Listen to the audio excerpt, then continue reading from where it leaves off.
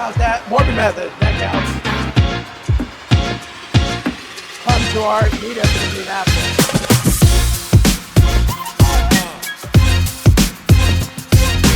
Today we are here in Scottsdale, Arizona. I was in town for Pace Morby's Golden Ticket event. Amazing, amazing time. So today's episode is actually meant to be my next challenge. And my next challenge is how many people can I educate on Morby methods here at this meetup after the Golden Event Challenge. So my initial goal was 50. I reduced it to 25 because I was like, I don't even know if 50 people are gonna be here. There's a handful of people here, and I actually got the cheat code this morning because when I got to the Golden Ticket, I didn't realize they were gonna put me on stage to speak. So technically, we're gonna make this counter start at 200. So that's how many people were in the audience today.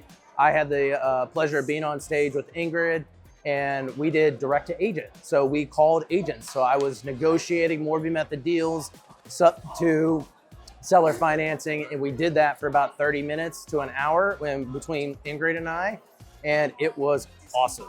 So that gave me a heads up for tonight because a lot of people saw me on stage. So now I get to connect with all the people that had questions and chat about Morby methods. So let's go.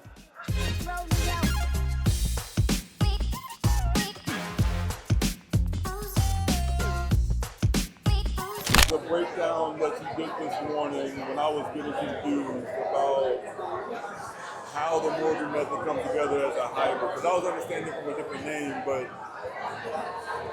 there's a little equity in the house or no equity. I forget the example exactly, but there was basically the carry that there was a note on, there was the actual mortgage that there was a note on, and there was the something else. That combining of those two things is the Morby method, right? Yeah, so seller has a mortgage. Right. Let's say that mortgage is 40% of the overall value of the purchase price. We'll call it $40,000, $100,000 house, $40,000. Yeah, 100,000. Yeah. I go get a loan for $40,000. For more than that, 45. because I pay closing costs. I got to pay the agent. Right. I got to pay. I put reserves into the deal. Right. So maybe it's 70%. Okay.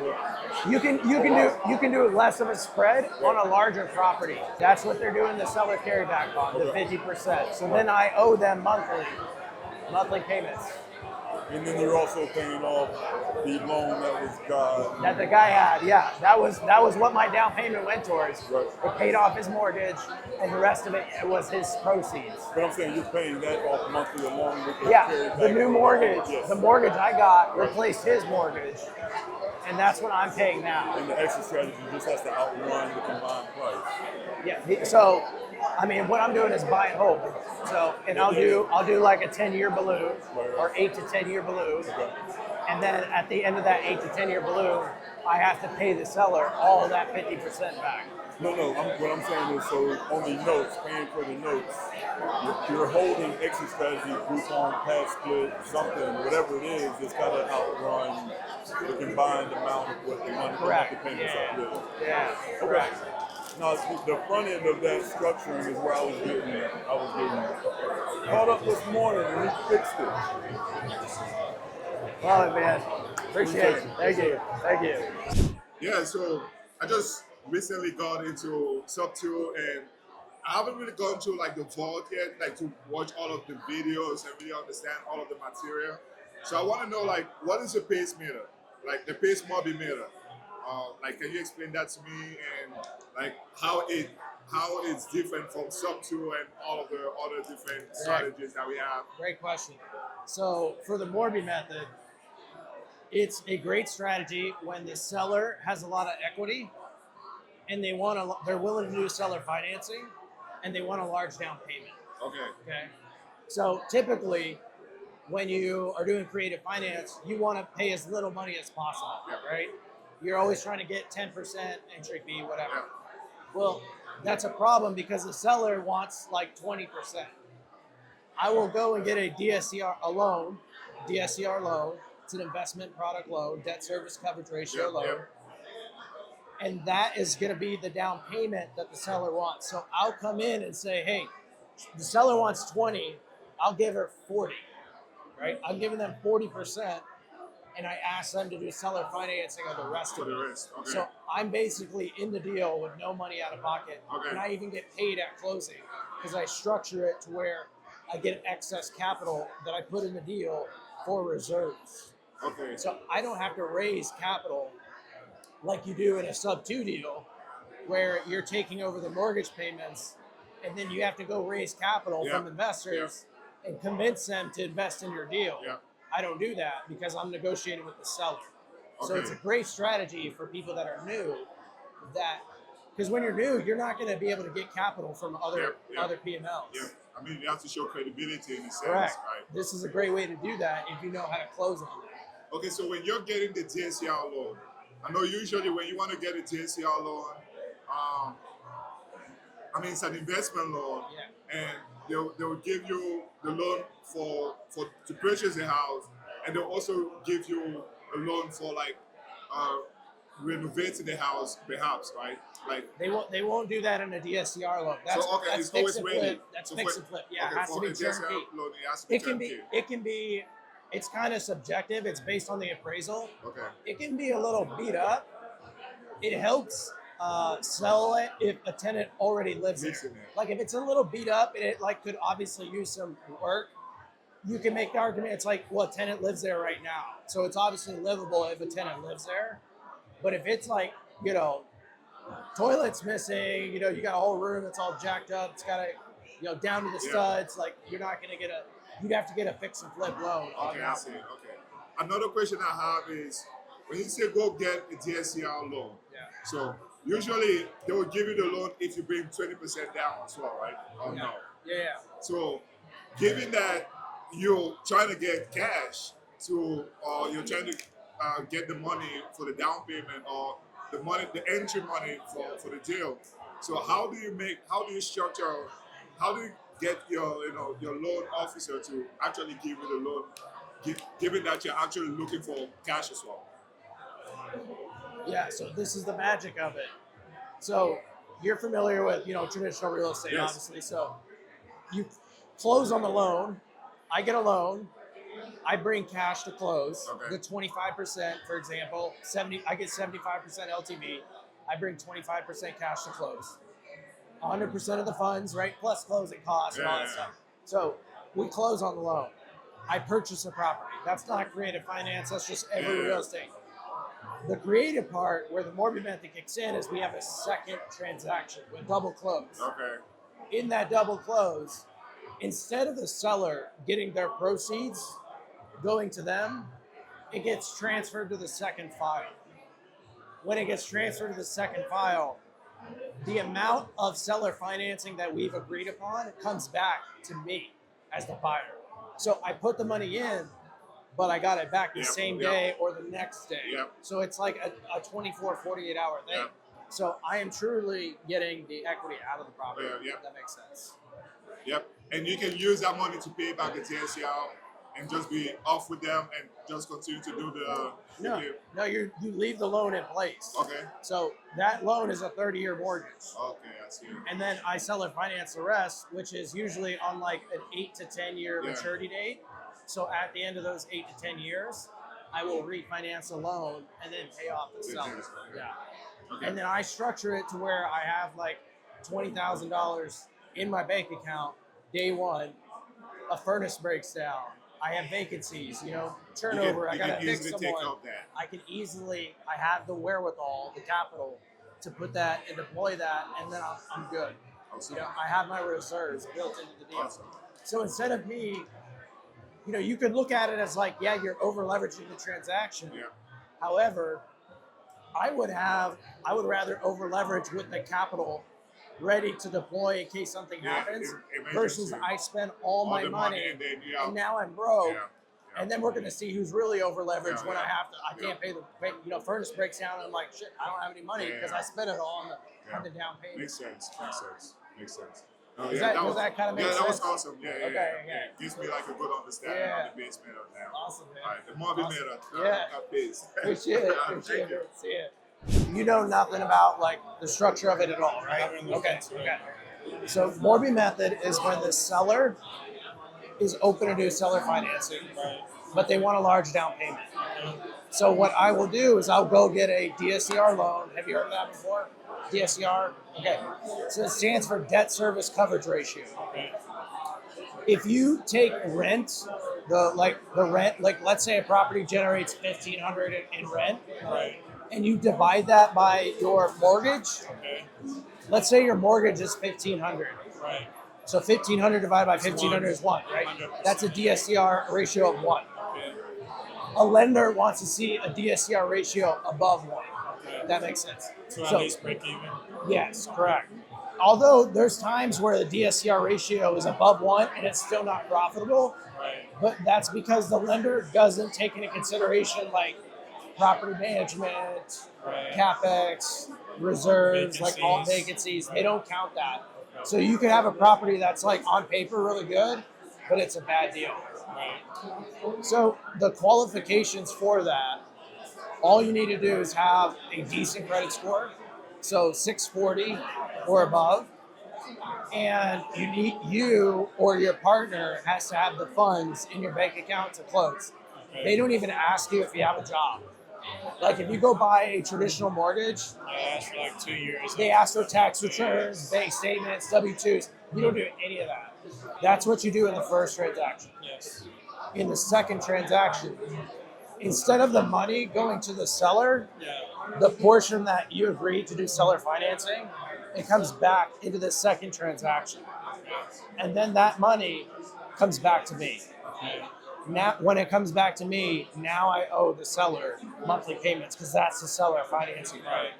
Does that make sense at all? Out of the 75% that went to you. Yeah, I see where you're confused. So, yeah, so I have that 35% spread, right? Okay. Well, 25 because I Right. paid for closing costs. So Yes. 40 went to the seller, Yeah. 10 went to closing costs. Right. So I have 25 left, Right. right? Then I have this amount of seller financing that the seller's willing to do. Yes. So they're willing to carry 60%, right? So they're transferring that 60% into a second transaction. Right. So when all the numbers shake up in the second transaction, I get whatever's left over. That makes sense. Okay. And that's how I get paid. So don't necessarily get caught up in it's much easier to see like in a spreadsheet, Yeah. but think about like the mechanics of what's happening. And so it's great when a seller's willing to do seller financing. Let's say they want 20%, but I come down and I give them 40%. I gave them double what they asked for, and I have a really low monthly payment. Usually I'm doing like 0% interest, like super low monthly payments. I've even seen deals where like there's no monthly payment Okay. just to make the deal work. And then at the end of the 8 to 10 years, whatever, then I pay the loan back, and that's when they get their money back. That makes sense. Okay. Yeah. So it's a really good way for people new that are starting out in real estate to buy properties because the seller is more willing to lend you money than a private money lender. Correct. Because it's really hard to get money from a private money lender Yeah. because you got to have a bunch of experience. This is a good way to get that experience, and that way you leverage that and do more and more deals. That makes sense. Yeah. Kind of. Yeah. Clear as I mud. like it. Yeah. Kind of. Okay. All right. So- You got any questions? So you mentioned like being in orbit with you. Yeah. Is that so when we become in orbit, we'll obviously break this down more, but you'll also be involved in like the underwriting process or Yes, to some extent. Yeah. Yeah. to So run I'll the go. numbers. Yeah. Yeah. I will do underwriting on deals that kind of break it down and show the numbers of how it's all structured. Does that make sense? Yeah. So like, yeah, it would be a lot easier to see it structured on paper. Right. That makes sense. Also, Cool, man. Awesome. Got any other questions? how do we get involved? Okay. Well, check out that. Did I send you? I sent it to you, Yes, right? that's Okay. Yeah. Check out that orbit stuff, and then just kind of go through the videos. As long as you take action, and then at the end of it, we'll have a intro interview. And as long as you take action and Yeah. prove that you're a good fit, then you're in, and then we just get after it. So, cool, man. See ya. Thank you. What's up? Second one. All right. So what do you got? Morby method, right? Yes. So we're on number 6 right now. Okay. Can I talk about the deal? Yeah. Okay. So, here's the situation. I had a seller in Toledo, Ohio, who wanted to sell a duplex, and she was asking for 115K. The market comps, based on the market comps, the duplex would probably go for about 84K if it was on the market. I offered about 5K more to buy it. Yeah. I was wondering if Morby method could, and the seller declined my offer. I was wondering if Morby method could help both the seller and me to make a deal. That one's tough because the price is so low. Is it turnkey or does it need Turnkey, work? Yeah. turnkey. Okay. So usually it's hard to find a lender that is willing to do it for less than 100,000. If that makes sense. But if you they're out there, you can find them. It's just harder. So assuming you're able to get a loan for less than 100,000, you could make that work. Because how much does she owe on the property? It was free and clear. Oh, free and clear. Yeah, you could give She her was like offering, she was doing a seller finance. you could give her like 20% down or 30% down, and from the seller financing, from the mortgage, from the DSCR lender, you would essentially borrow more than that to cover your closing costs and whatever reserves you need in the property, and then that's how you could buy it with mortgage. So it's really about finding a lender, and that would give her the capital she wants. Does she want a big monthly payment or she doesn't care? She wanted a monthly payment of about 750, meaning interest rate was 3% APR. What if, and that was on Like 10%. that was on 10 15% down? Or how much did she want down? She wanted 25K down. 25K down. Yeah. So, Okay. So 115K purchase price, 25K down to buy it. So the way I would structure that is I would start off with like what she wants, and then she's going to come back and tell you the monthly payment of what she wants, and you're not going to be able to cash flow that. It's just not going to work because you're going to have a loan, and that's going to be I don't know, $400 a month, 500, 600. Then you're going to have what she wants on top of that, and the property is just not going to cash flow.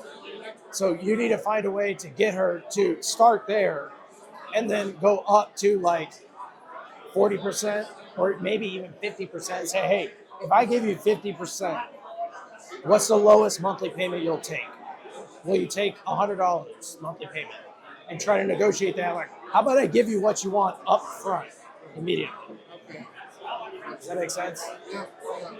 That's how I would structure it. Is I would try to like offer her more cash up front. I usually ask them, what's more important to you, a monthly payment or more cash up front? Usually it's more cash up front. And then I'll front load it. So how much cash would one offer for a Morby method? How much is the ideal cash to offer the seller? It depends on the purchase price. Okay. For something really low, I mean, I would start off at 20, but you already know she's not going to take that. If it was like $250,000, I mean, my very bottom usually is 40%. That's where I start. But I don't look at properties less than like 175,000. So because it's under 100,000, that's why I would give her a lot less as a starting point. I usually go 40%, 50%, 60% as like my tier of negotiation. So whenever they come back and tell me that they want a high monthly payment, I'll go to 50%. And then they're like, no, I still can't make that work. Okay, I'll give you 60%. And if we still can't make that work, then I'm out. If the deal doesn't work. And is this, do you use Morby more for like multifamily, or you could use it even for? You can use it for multifamily. My question was whether you use Morby method more for multifamily than single family, or it doesn't matter. No, it doesn't matter. It's much easier to do single family than multifamily. Way easier. The underwriting requirements are so much simpler.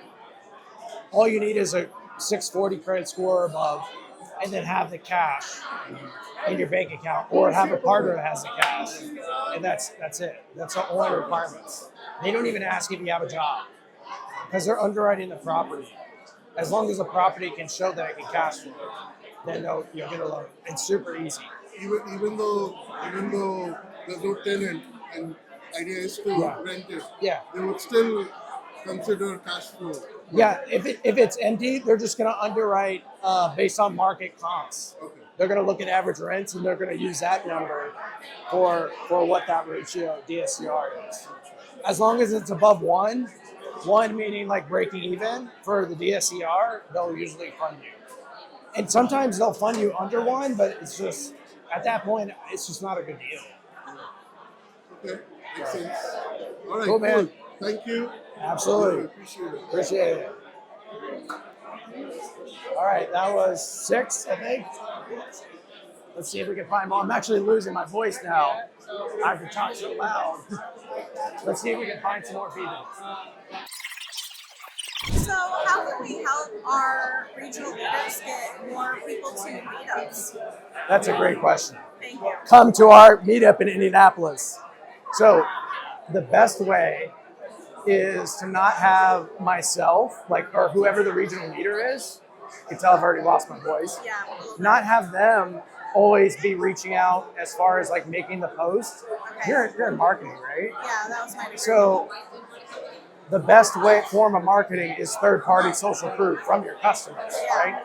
So people that participate in the regional meetup going out and making a post. Yeah, I bet, like, the information, I learned so much of X, Y, Z. Our next one is that Exactly. what you're saying? And you don't even have to do a video. I mean, just like a picture and say, oh my gosh, my mind's blown. I learned A, B, and C. You've got to come to the meetup. And doing it in sub 2 and also the free group. There's a lot of people in the free group from Indianapolis, Right, but there's not a lot of people in sub 2 from Indianapolis. You know, and we did have a couple of people that were in sub 2, and they came to and they started connecting with our members, and they were like, hey, I can teach you for your deal. I'm not a member, but I can do that for you. So it brings business to you to want to eventually join. So I know we did learn this during this week. We can say, hey, I want to throw an event for agents, or maybe we can have a theme like, hey, I want to learn how to best help agents, and then ask them questions and whatever at the meetup, like have a theme and invite like those people to the virtual meetup to make their friends and so on and so forth. Yep, exactly. That's the easiest way to get other people there, is have you and 5 other people that show up, post. Especially with the next one is on the 29th. Okay. So like even posting 3 or 4 days before. Next Friday. Next Friday. So posting like, hey, we got this meetup. I'm so excited. Last month I learned this. Yeah. This month I'm so excited to learn whatever. Yeah. And then I can go and make a post and say, hey, come to the meetup. We're going to learn A, B, and C today. What do you want to learn? What would make you come to the meetup? So the first meetup I came to, I was brand new, and we were explaining on the phone. It was similar to the call today, actually. We were explaining to an agent a DSCR loan, and a couple people on the couch like taking notes, and I'm like, that's another language. Okay, I know that word, that's another language. So What about today were you confused on? what about today? What? Yeah, what about today confused you when I was talking? Not much today because of this week. But if you would have asked me that on my first meetup in the regionals, I would have been like, what are you saying? So I think maybe the best knowledge as far as regionals, like, hey, maybe have a few different topics prepared based on who's in the room. Like, is it mostly new people today? Is it mostly agents? Is it mostly TC? Like, who's in the room? And then maybe go based off of that. See, the problem, I think you need to cater to your audience. Yeah. The problem I had in like prior meetups before you showed up was that I was catering to the audience of new people, but I lost all the experienced people. You didn't see them because they stopped showing up. And some of them are my friends.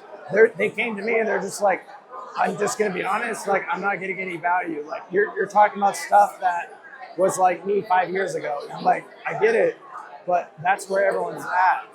So I have to like give that education so they stop coming. So it's kind of like, So I guess that's the question for them then is, what do you guys want to hear about now? You know, like what will get you guys back, not like someone like me. And then maybe we'd have Zoom office hours or whatever for newbies. Like, hey, yes, great, come to the result. We're going to be covering some high level stuff tonight. Here's a few videos. Like we said that the other day for something. We had some sort of Zoom and it was like, watch some videos first as a prep. so what have you've been in it about a month and a half, sub 2. Yeah. What have you done as far as like taking action so far? So taking action, things picking up. Yeah. I've done a couple modules. I still need to complete the safety course, so technically I can't really do deals yet. It would be wise. I have reached out to some local agents, and a realtor that I knew in the area that sold me my house. And I was like, hey, you know, wholesalers in the area. Just so happens he knows the biggest wholesaler in my area and does his deals. So great. So we're connecting. Another action is just meeting people here. So getting out and meeting, like working out what you need kind of a thing. And maybe I work on the spreadsheet, so I'm just like taking notes on if something pops into my desk, my virtual desk. Oh, Rolodex. Oh, that person buys in Tennessee. Here you go. Yeah. So just organizing myself, learning. So I think the biggest problem is that a lot of people that are new, they just don't do anything. And so what people can bring value to the more experienced people is like bird dogging or like bringing them deals. The problem is, I mean, it's like 80% of people, they get really excited, hyped up, then they go back home, they send 2 or 3 deals, and they're like, oh, this is like actually hard. Like, I thought I was gonna send you a deal and you would buy it immediately. And they end up not being good deals, then they just give up. So then the experienced person, they already know that because they've already had 20 people do that and never do anything. So then they're like, great, I'm gonna do this all over again. So it's kind of that frustrating. It's really a human problem of like getting people to take action, which is what Pace spends all of this time trying to do, is get people to take action. It's wild, right? They pay all this money. Stuff and then the action piece. That's just I feel like we're in another dimension right now. So it's like, oh, you learn all this stuff, and the only thing that you don't actually need any knowledge to do is take some action.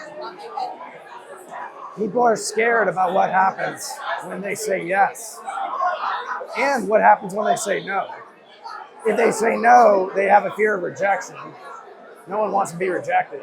If they say yes, they're like, oh shit, what do I do now? Well, that's you figured out along the way. People don't think like that. So the other thing is self-sabotage. So I think there's like a comfortability level of, oh, my mindset says I'm allowed to be this successful. Like you already have like for whatever reason, a pre-programmed, you know it's allowed to be this successful. And then when you know gets this successful, you go, oh crap, this doesn't feel right. And you self-sabotage to get yourself back down to the comfortable level of success. So it's like, okay, like I said yes, but now, and then somebody's like, hey man, I thought you had a deal, like, let's go. And you're like, oh, it can't work. Bye. We're ready to go. Okay. We'll count that. Morby method, that counts. 8. This is going to be hard. This is going to be very difficult because a lot of people don't want to be on camera. And I think we're seeing people leave already. What you got? So, when I was to answer your question today, I think I just saw you listening really well. And then adapting and pivoting in a way that you earn trust with the caller, with the person on the other side of the phone. And I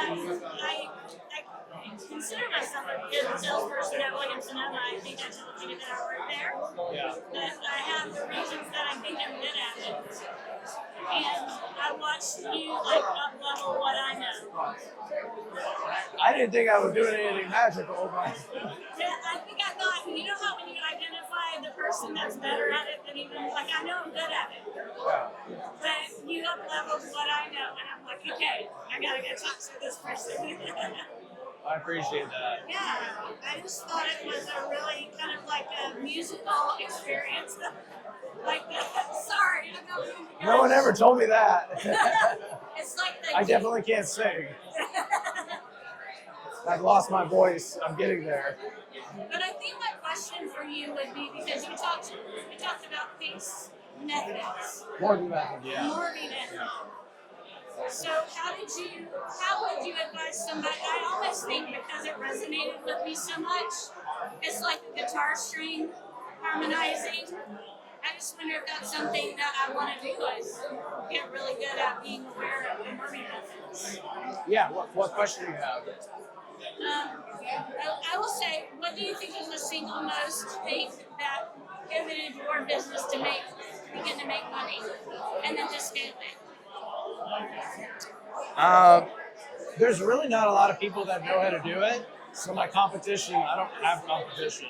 So it's really easy to pitch once I know how to do it. A lot of people are pitching seller finance at like 5% down, and I come in with 40% down. It's a lot more of an attractive offer. They take it a lot more serious versus some wholesaler trying to get it for next to nothing.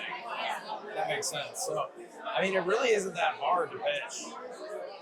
What made you aware of where did you learn your Morby methods? I mean, just trial by ear. It was the very first transaction I did when I joined Sub 2, and I've just been doing them ever since. I'm a CFO, my day job. I have 13 years of experience in finance. Like, I deal with banks all the time. I know how to underwrite. Like, I didn't have to overcome all of that stuff when people are just getting started. I was already a decade ahead of everyone else. So that's part of what I'm hearing is the authority. Like when you're talking with these people, you're speaking with authority because you know what you're talking about. Yeah. Well, I mean, I didn't know how to structure it in the beginning, but once you do it once and twice and you figure out all the different types of mistakes, I pretty much made all the mistakes you can make, and I figured out how to structure it so where it's, there's not a whole lot of scenarios that come up that I haven't seen before. So it becomes easy to like pivot and go different directions. Like I think the last Sub 2 deal I did was like a year ago. Like I don't ever really do a ton of Sub 2 stuff, but I was able to have that conversation with him and talk to him about Sub 2 and how to get it out of his mortgage and all the DTI removed from the mortgage or the DTI removed from their credit. I was able to like talk through that because I've done it, but it's not something I focus on a lot. Because I love that you were able to like authentically say, let's talk to the seller and find out what they want. Because that comes from your awareness of it. It comes from your making that. Well, he kept asking me like, he kept saying conflicting things. He kept saying that he's advocating strongly for the seller because he hates me, right? The idea of me that I'm out to screw his client, and then he keeps asking, what am I going to do for the client? And so you're like, well, I don't know. I don't know what the seller wants. Let's get him on the phone.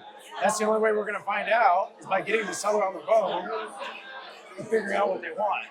So that way, I'm not the person that screws the seller.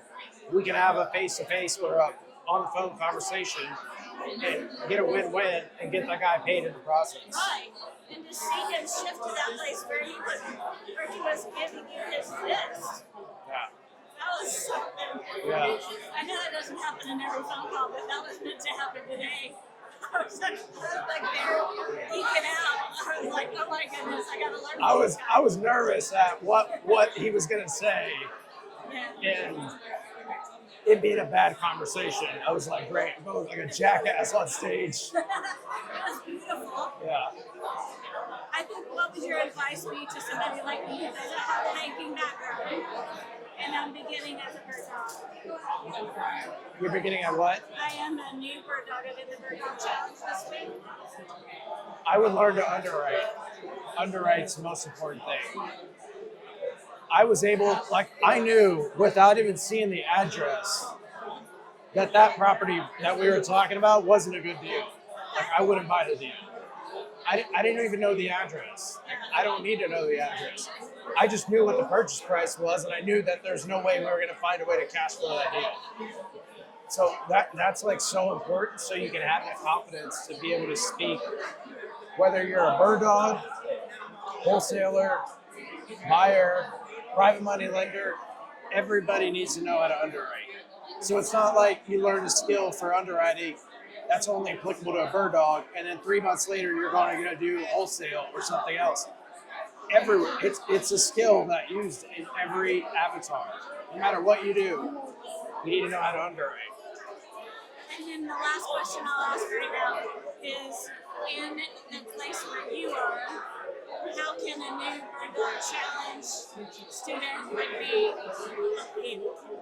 Well, the immediate term is having more people to interview, because that's what I'm trying to do, is interview people today. Yeah? So that's the biggest challenge today. So you're like my 8th person, or 9. I'm bad at keeping track. I think you're probably 9, maybe. Yeah? I'm honored. And so I'm trying to get to 25. Yeah. So I'm trying Is to. that for your own content? What? You're building out content for Yeah. yourself? Well, I'm doing a challenge now. Yeah. So I always pick like challenges to do. So I already helped you. You did. Just by my natural curiosity. You did help me. Okay, good. did. Glad to know it. Yep. I hope to get to meet with you again and again and again. Likewise. Thank Where are you from again? I'm from Arizona. Oh yeah, okay, yeah, I live yeah. in Phoenix Lucky. in a part of it called Awatuki. Beautiful village planned community. Love Nice. it. I'm originally from North Carolina. Yeah, I remember the Tar Heels. Yep. Yeah. Yeah. So I am a Tar Heel. Yeah. Legit alumni. Yeah. Love it. Well, thank you so much. I appreciate it. Thank We'll you. talk again. Yes, absolutely. See ya. Wow. Wow. It's a distressed company though. They're losing $6 million a year. So you got to turn it around. We got to turn it around. The last company we acquired, we bought. They were losing $3 million a year. We turned it around day one before we even closed on it. We eliminated $3 million of losses. So this is just experience. That's just. We'd have to double it now, but a lot bigger of a deal. But Oh, for sure. so We felt hopefully, very confident. yeah, Well, yeah, you got like obviously you might not be able to do the same exact thing. But that's gonna be tough to find $6 million. that's tough. That's tough. We're probably gonna have to cut a lot. What a cool challenge, though. Yeah. Right? No, I mean that's a You're cool growing story. in all the right areas, dude. Like Cool it's all up stories. here, right? All up there. Yeah, I'm super excited for it. I'm gonna start doing more like business content and kind of less, well, same Morby, but more business. So just keep diversifying. But you already got your brand in there. Yeah. You know, solidify it, right? Keep going, solidify it. You do enough to make it, keep it there, keep it strong, so you keep getting the deal flow of that. You built an income stream, Yeah. right? You keep that solid, you know, in my opinion. Yeah. You know, but then like at certain points, yeah, if you grow, once you grow big enough, like you build the business stuff, like yeah, you might stop caring. It's like Pace. He used to be the mobile home guy. Have you heard him say that? The what? The mobile home guy. Did you Really? know? Did you guys know Pace used to like go fix and flip mobile homes, manufactured homes, all that stuff? So here locally, he became more known as like a mobile home guy. At $2,500, and then truck will be in the shop for a week. Put our mechanic, pickup truck, take him there. Dude, we've had shit break down in Kansas, and we towed it back to Indianapolis to bring it to our shop. Yeah, It is anytime we bad. have an accident, we'll just bring it to our shop and we'll do it ourselves. We'll Yeah. go through insurance. That's how we do it. Yeah. That helps a lot. At 11, we're definitely short of our goal of 25. A lot of people today were shy to be on the camera. That's okay. We tried to get them. I'm still counting the 200 that we got on stage from earlier today. That was amazing. I wasn't expecting to speak on stage at all, so had a blast. It is late, so it's about 9 o'clock Phoenix time, which is actually 12 o'clock my time. And I've been up since 3 a.m. this morning, so not quite 24 hours, but we're kind of getting to that 24-hour mark. We ain't going to 32 hours today. That's crazy. We'll save that for another day. So I hope you enjoyed tagging along to this Scottsdale meetup, and I will see you guys next time. Take care.